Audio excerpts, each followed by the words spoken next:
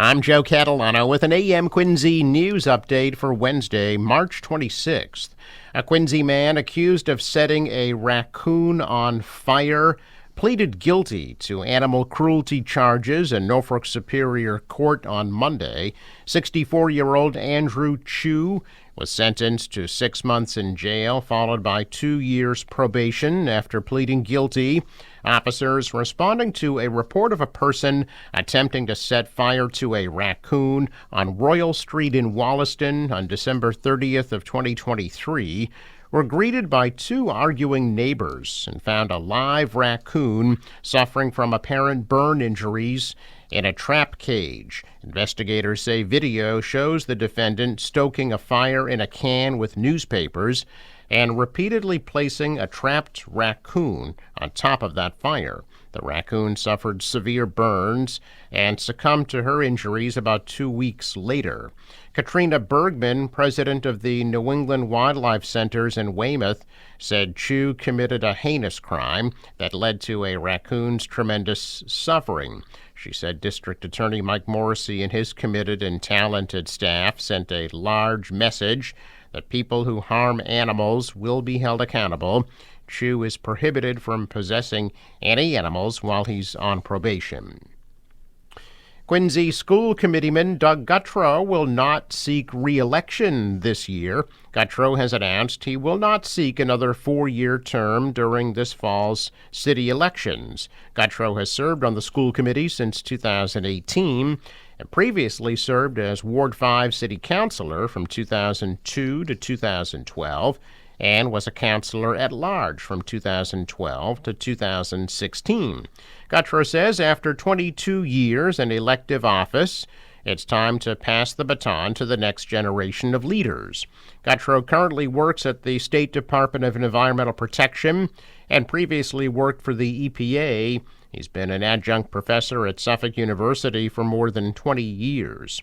School committee members Tina Cahill and Emily Lebo are also up for re-election this year and have not yet announced if they'll be seeking re-election.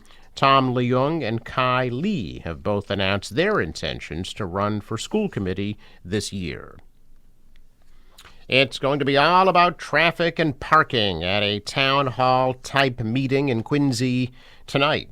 City Council President, Ward 3 Councilor Ian Kane, and Ward 4 Councilor James Devine are co-hosting the meeting tonight at 6:30 at the Bernazzani Elementary School on Furnace Brook Parkway.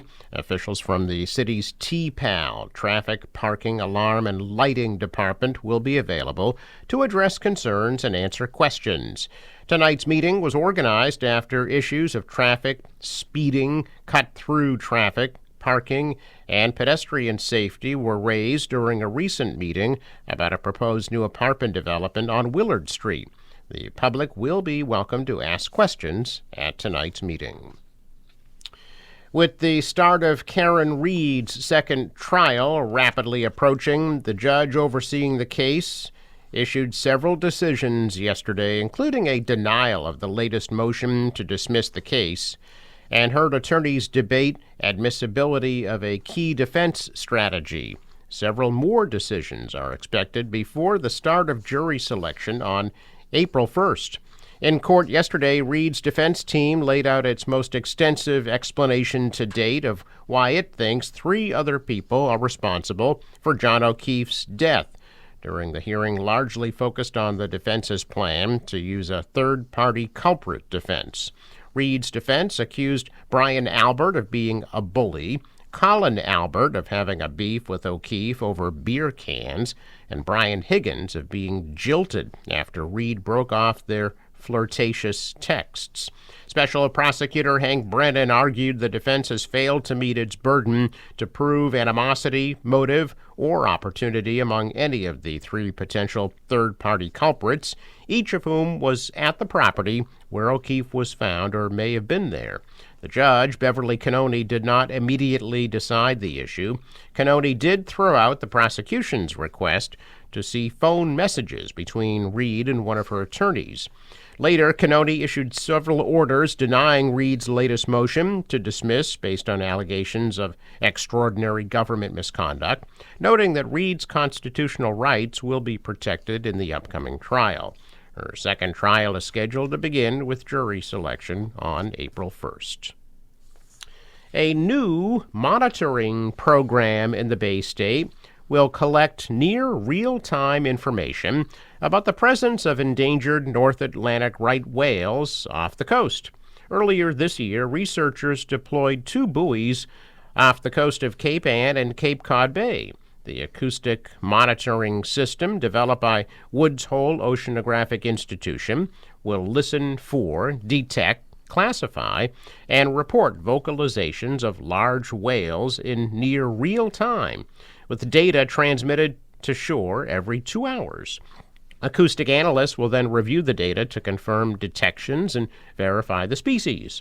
The critical data will help state officials better understand right whale presence, inform dynamic management of seasonal fishing closures and speed restrictions, and support future conservation measures. The program is a partnership between the state's Division of Marine Fisheries and the Woods Hole Oceanographic Institution.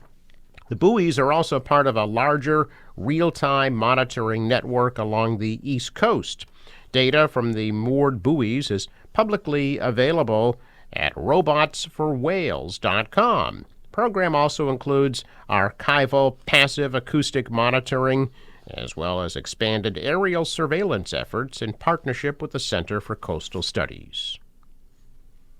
Check of business news this morning. Stocks are higher. The Dow rose 4 points. The Nasdaq is up 83, and the S&P added 9. Asian stocks also advanced after a quiet session on Wall Street, as buying slowed after a broad rally the day before, fueled by hopes that President Trump's tariffs may not be as sweeping as earlier feared.